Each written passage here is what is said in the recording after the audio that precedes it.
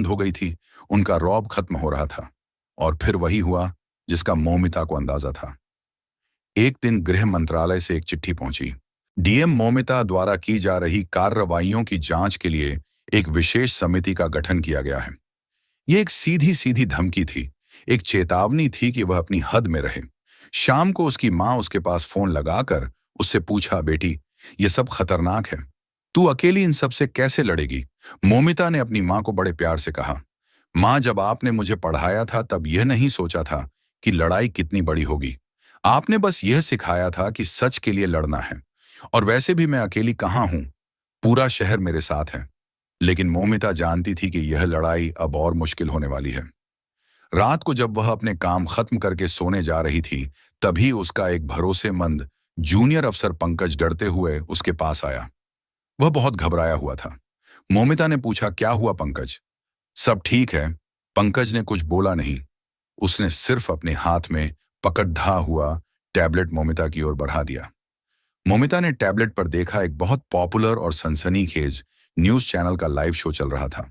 Screen पर मौमिता की तस्वीर थी और नीचे बड्डी बड्डी हेडलाइन चमक रही थी, डीएम के दो चेहरे। क्या सोमपुर की मसीहा ही सबसे बड़ी मुजरिम है? न्यूज एंकर चिल्ला चिल्लाकर बोल रहा था।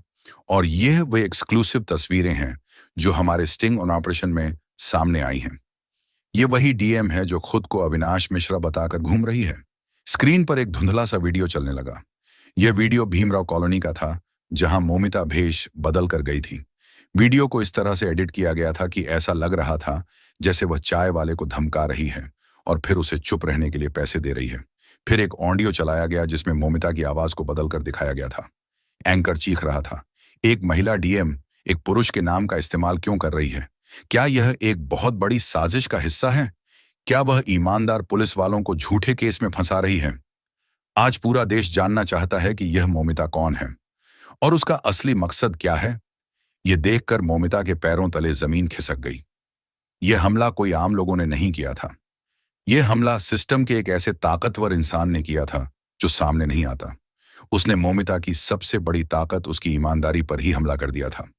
पंकज ने घबराई हुई आवाज में कहा, मैम, यह वीडियो देश के हर न्यूज चैनल पर चल रहा है, सोशल मीडिया पर वायरल हो गया है। उन्होंने आपके खिलाफ एक मीडिया ट्रायल शुरू कर दिया है। अब लड़ाई थाने या दफ्तर में नहीं है मैम, अब यह लड़ाई पूरे देश के सामने है और इस लड़ाई में सच का कोई गवाह नहीं होता। मौमिता की नजरें स्क्रीन पर जमी हुई थीं, जहां एक न्यूज एंकर चीख चीख कर उसकी ईमानदारी की धज्जियां उड़ा रहा था। धोखेबाज डीएम सिस्टम को धोखा, झूठे स्टंट की सच्चाई, शब्द कानों में पिघले हुए शीशे की तरह उतर रहे थे। यह हमला अप्रत्याशित था। उसने सोचा था कि लड़ाई भ्रष्ट अफसरों से होगी, सिस्टम की धीमी रफ्तार से होगी, लेकिन यह लड़ाई तो अलग ही थी। यह लड़ाई न तोप से थी, न तलवार से। यह लड़ाई थी धारणा, परसेप्शन से, एक ऐसे झूठ से जिसे इतनी बार दोहराया जा रहा था कि वह सच लगने लगा था। पंकज ने बोला, मैम, अब हम क्या करेंगे? पंकज की आवाज में चिंता और बेबसी साफ झलक रही थी। वह जानता था कि इस तरह के मीडिया ट्रायल के सामने बड़े बड़े सूरमा भी घुटने टेक देते हैं। मौमिता ने कोई जवाब नहीं दिया। उसने टैबलेट पंकज को वापस थमाया और खिड़की के पास जाकर खड़ी हो गई। बाहर शहर की बत्तियां टिमटिमा रही थीं, वही शहर जिसके लोगों के लिए वह पिछले कुछ दिनों से दिन रात एक किए हुए थी। और आज उसी शहर के लोग टीवी पर देख रहे होंगे कि उनकी मसीहा असल में एक मुजरिम है। एक अजीब सी कड़वाहट उसके दिल में घुल गई। तभी बंगले का लैंडलाइन फोन बज उठा, फिर दूसरा, फिर उसका मोबाइल, एक के बाद एक कॉल्स। लखनऊ से बड़े बड़े अधिकारियों के, किसी की आवाज में हमदर्दी का दिखावा था तो किसी में डांट। सबका सार एक ही था, आपने यह क्या कर दिया? पूरे एडमिनिस्ट्रेशन की नाक कटवा दी। आपको तुरंत इस मामले पर सफाई देनी होगी।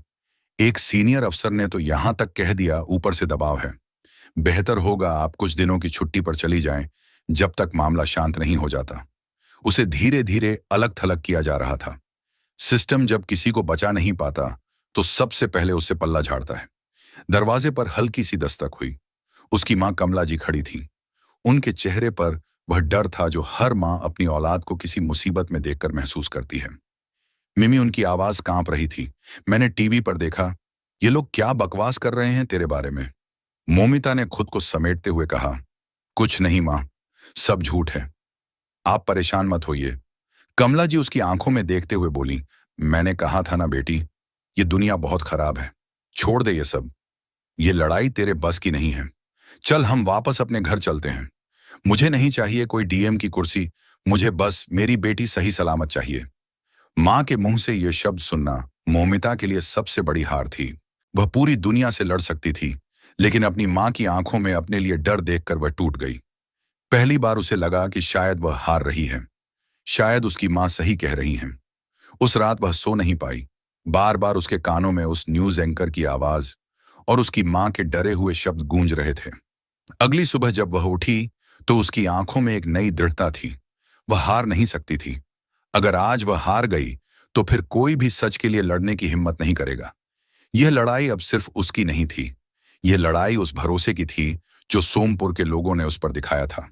उसने अपना फोन उठाया और एक नंबर मिलाया। यह नंबर उसके एक पुराने कॉलेज प्रोफेसर प्रोफेसर वर्मा का था, जो अब रिटायर होकर एक शांत जीवन जी रहे थे। प्रोफेसर वर्मा सिर्फ एक टीचर नहीं थे, वह पत्रकारिता और जनसंचार के विशेषज्ञ थे। वह जानते थे कि शब्दों और तस्वीरों से कैसे खेला जाता है। सर, मुझे आपकी मदद चाहिए, मौमिता ने बिना किसी भूमिका के कहा। प्रोफेसर वर्मा ने पूरी बात शांति से सुनी। सब कुछ सुनने के बाद वह बस इतना बोले, मौमिता, याद रखना, झूठ की रफ्तार हमेशा सच से तेज होती है। वह तुमसे आगे निकल चुका है। अब अगर उसे हराना है तो तुम्हें एक नया, उससे भी बड़ा सच बनाना होगा। तुम एक झूठ का जवाब 100 सबूतों से नहीं दे सकती। तुम्हें एक कहानी का जवाब एक ज्यादा सच्ची और ज्यादा असरदार कहानी से देना होगा। ये शब्द मौमिता के लिए एक दिशा निर्देश की तरह थे। वह समझ गई कि उसे क्या करना है। उसने तुरंत पंकज को बुलाया। पंकज, पिछले 4 दिनों में हमने जितने भी थानों और चौकियों पर कार्रवाई की है, उन सब की unedited video footage, suspension order की कॉपी और सबसे जरूरी उन सभी लोगों की लिस्ट निकालो जिनकी हमने मदद की है। अगले 2 घंटे तक मौमिता और पंकज सबूत इकट्ठा करने में लगे रहे। उनके पास सूरजपुर थाने से छुड़वाए गए बेगुनाह लड़कों के बयान थे। भीमराव कॉलोनी के उन लोगों के वीडियो थे जो सालों से पुलिस के अत्याचार से परेशान थे। उस बूढ़ी फूल वाली का इंटरव्यू था जिसकी टोकरी पर लात मारी गई थी। उनके पास एक एक चीज का कच्चा चिट्ठा था। पंकज ने पूछा, अब इन सबूतों का क्या करेंगे? मैम, मेनस्ट्रीम मीडिया तो हमें दिखाएगा नहीं। मेनस्ट्रीम मीडिया कहानी दिखाता नहीं, कहानी बनाता है। हम अपनी कहानी खुद कहेंगे, मौमिता ने कहा। उसने प्रोफेसर वर्मा की मदद से एक युवा स्वतंत्र पत्रकार से संपर्क किया। उसका नाम था अंजलि भारद्वाज। अंजलि किसी बड़े न्यूज चैनल के लिए काम नहीं करती थी। वह एक यूट्यूब चैनल और एक वेबसाइट चलाती थी जहां वह बेखौफ होकर खोजी पत्रकारिता करती थी। उसकी पहुंच करोड़ों लोगों तक थी। मौमिता ने आधी रात को शहर से बाहर एक सुनसान जगह पर अंजलि से मुलाकात की। यह एक बहुत बड़ा खतरा था, लेकिन अब खतरे उठाने के अलावा कोई चारा नहीं था। मौमिता ने सीधे मुद्दे पर आते हुए कहा, मेरे पास ज्यादा समय नहीं है। यह एक पेन ड्राइव है। इसमें वह सब कुछ है जो आपको चाहिए। मौमिता के पास एक पेन ड्राइव था जिसमें पूरी साजिश और सबूत मौजूद थे। उसने अंजलि भारद्वाज को दिया, जो तुरंत अपनी रिपोर्ट और डॉक्यूमेंट्री के जरिए सब सच उजागर कर दिया। मौमिता की बेबसी और झूठ पर किए गए आरोपों की सारी परतें खोल दी गईं।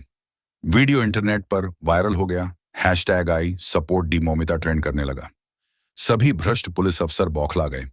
मौमिता और पंकज ने साजिश के पीछे का नेटवर्क खोज निकाला और पता चला कि आईजी अजय शर्मा ही मास्टरमाइंड था। उसकी ईमानदार छवि के पीछे 20 साल पुराने अपने अतीत का गहरा राज छिपा था, जिसमें मौमिता के पिता की हत्या और केस दबाना शामिल था। मौमिता ने बूढ़े हवलदार रामफल से अपने पिता की हत्या का डाइंग डिक्लेरेशन दर्ज करवाया। उसके पास अब आईजी शर्मा के साम्राज्य को ध्वस्त करने के पुख्ता सबूत थे। राज्य की उच्च स्तरीय जांच समिति के सामने सबूत पेश किए गए और आईजी अजय शर्मा को गिरफ्तार किया गया। मौमिता को पुनः डीएम के पद पर बहाल किया गया। 20 साल बाद वह और उसकी मां वहीं गए जहां उनके पिता की मौत हुई थी। अब वहां डर नहीं, सिर्फ सुकून था। कमला जी की आंखों में गर्व और खुशी थी। मौमिता ने अपनी और अपने पिता की लड़ाई पूरी कर दी थी। तो दोस्तों, यह कहानी केवल मनोरंजन और शिक्षा के उद्देश्य से बनाई गई है। इसमें दिखाए गए सभी पात्र, घटनाएं और संवाद काल्पनिक हैं। किसी भी वास्तविक व्यक्ति, संस्था या घटना से इनका कोई संबंध नहीं है। कृपया इसे केवल कहानी के रूप में देखें और इसका आनंद लें। हम किसी की भावनाओं को ठेस पहुंचाना नहीं चाहते। अगर आपको यह कहानी पसंद आई हो तो इसे लाइक करें और ज्यादा से ज्यादा लोगों तक शेयर करें। कमेंट करके बताएं कि आपको सभी का कौन सा कदम सबसे अच्छा लगा। और हमारे चैनल को सब्सक्राइब करना ना भूलें, क्योंकि हम आपके लिए ऐसे ही प्रेरणादायक कहानियां लाते रहेंगे।